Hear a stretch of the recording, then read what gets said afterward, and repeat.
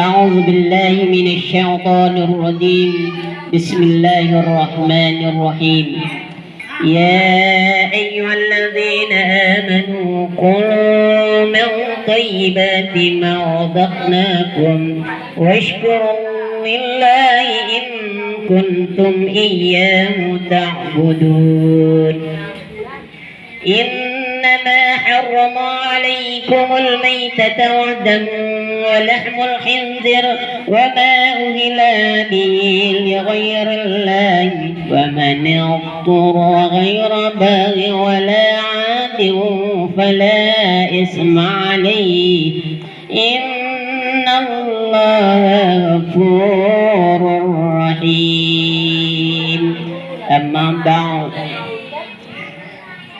jamaah hadirin majelis ta'lim Al-Ikhlas Selabah beserta tuan rumah yang senantiasa mendapatkan limpahan rahmat dan nikmat dari Allah Subhanahu wa taala. Amin ya rabbal alamin. Sedikit saya menyampaikan kultum atau tausiah tentang produk halal tentang makanan halal. Itu setelah saya bacakan tadi di atas ya, bahwa produk halal atau makanan halal itu terdapat ditentukan dalam Al-Quran surat Al-Baqarah ayat 172 dan 173, dan banyak lagi tentang hal-hal tentang makanan produk-produk halal ya.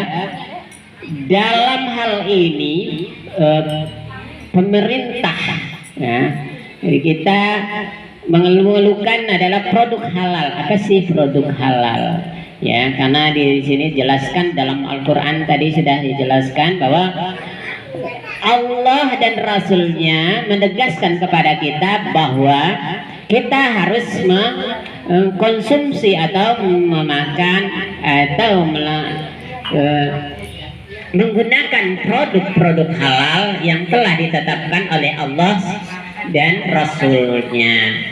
Itu ya, di sini di dalam Al-Quran yang saya bacakan di atas ya, tadi itu ya ayyuhalladzina amanu kulu min thayyibah. Hai orang-orang yang beriman, kata Allah, makanlah dari rezeki yang baik-baik dan kami berikan kepada kamu, dan bersyukurlah kepada Allah jika kamu hanya menyembah kepadaku.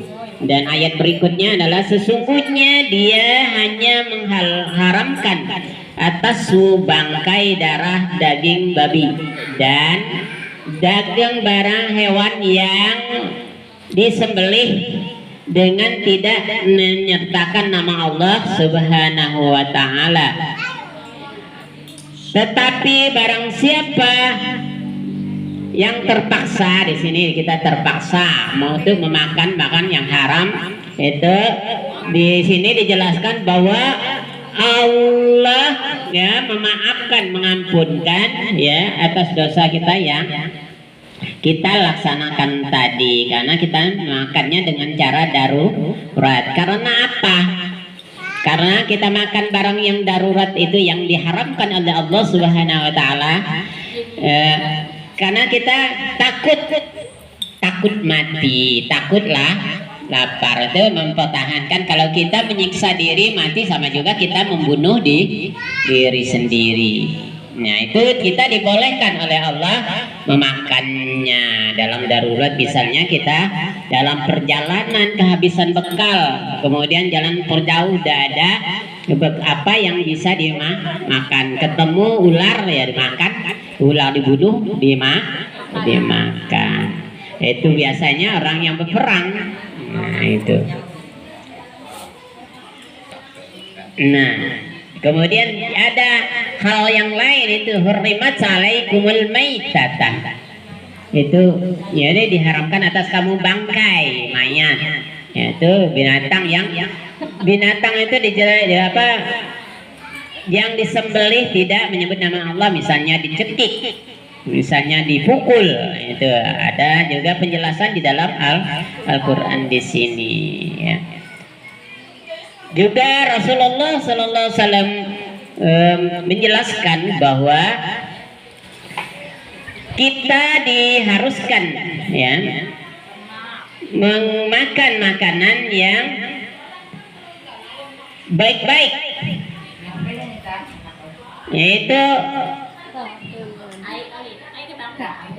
hadis Rasulullah sallallahu alaihi wasallam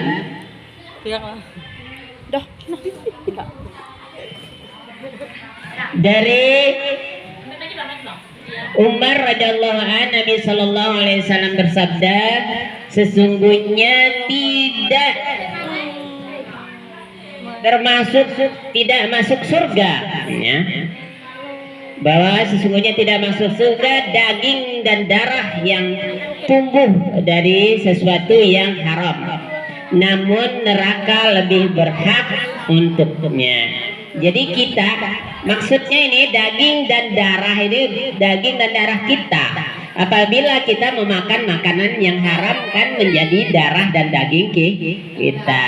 Tempat kita nanti kalau kita memakan daging yang haram itu ya tempatnya lebih layak di neraka, kata di sini Rasulullah sallallahu alaihi wasallam. Mudah-mudahan ya kita selalu menjaga ya makanan kita supaya menjadi yang baik-baik dan halal dan bergizi. Itu dianjurkan oleh pemerintah supaya kita menjadi orang yang kuat, sehat. Ya, makanan yang baik dan halal itu ya membawa kita ke surga kalau di sini dari hadis Rasulullah sallallahu alaihi wasallam. Ya. Salah satunya kalau kita memakan makanan yang halal lagi thayyib, yang sehat, yang bergizi, ya. Salah manfaatnya adalah ya, salah satunya adalah doa kita terkabulkan oleh Allah. Segala kita munajat kepada Allah, ya, berdoa kepada Allah dikabulkan oleh Allah Subhanahu wa ta'ala. Membuat badan menjadi sehat dan yang banyak lagi hal-hal yang lainnya. Terhindar dari penyakit, salah satunya penyakit virus. Sekarang kan banyak penyakit virus Omikron ya kan. Ya. Walaupun kita ini sudah divaksin sebagainya itu, namun kita tidak menutup kemungkinan kita harus menyerahkan diri, berserah diri kepada Allah, memohon perlindungan Allah Subhanahu wa ta'ala.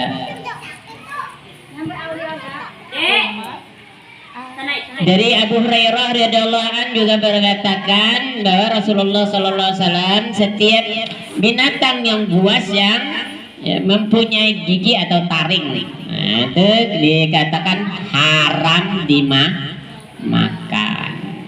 Jadi binatang buas yang punya gigi taring yang tajam, seperti cakar yang tajam seperti elang misalnya, kemudian biawak, buaya kan punya taring, harimau, nah, itu haram untuk dimakan. Ya, maka yang baik-baik halal seperti rusa, kijang atau menjangan, seperti kancil, itu kan tidak punya taring yang tajam. Itu jenis-jenis makanan yang halal menurut agama. Nah, kemudian produk halal. Ya, kalau kita membeli makanan dengan produk halal, ya ada label halalnya, itu kan sudah ada balai POM-nya. Ya, dari pemerintah. Ya, gunakanlah produk-produk yang halal yang tidak samar, yang tidak meragukan kita. Ya, bagaimana Pak, ada berita bahwa misalnya micin itu tulisannya halal, Kemudian ada yang menceritakan bahwa micin itu mengandung ya daging babi, lemak babi misalnya. Nah, itu kita kan tahu itu hanya produk yang halal. Mengapa dijual? Mengapa dikasih produk halal? Mengapa dikasih label halal? Itu berarti sudah diteliti oleh Balai POM.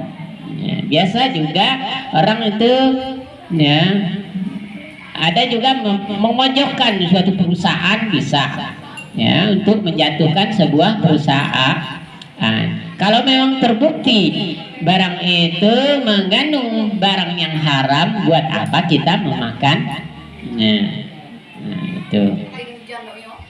itu mungkin sedikit sedia saja dari saya. Mudah-mudahan apa yang saya sampaikan tadi ya menambah hasanah keilmuan kita ya tentang produk halal.